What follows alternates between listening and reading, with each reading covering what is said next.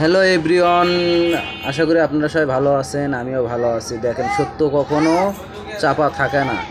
দেখেন, এই যে আমাদের সালমান শাহ খুনি এবার বাইর হয়েছে।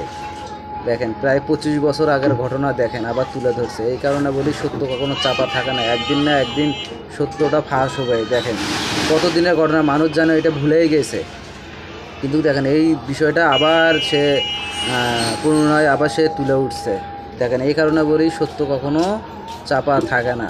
তো আমরা চাই যে সালমান শাহকে যেভাবে খুনটা করছে, আমরা চাই যে আর শাস্তি হোক, আর এরকম ঘটনা আর যেন না ঘটুক, এটাই আমরা চাই। কিন্তু যে কাজটা করছে, একদম কাজটা ভালো করেনি। তো উনি একজন আমাদের বাংলাদেশের সুপারস্টার ছিল। আমরা কখনো আশা করিনি যে এই কাজটা এরকম করে হবে। তো যাই হোক, যাই এই কাজটা করছে, আমরা চাই তার যেন ফাঁসি হয়। হ্যাঁ, আর সালমান শাহ একটা খুব ভালো নায়ক ছিল। এই কারণে আজকেও মানুষের মনে উনি আছে। আমরা চাই উনি আছে, সারা জীবনে যেন উনি থাকে। আর খুনিদের আমরা ফাঁসি চাই, ফাঁসি চাই। সবাই ভালো থাকবেন, সুস্থ থাকবেন।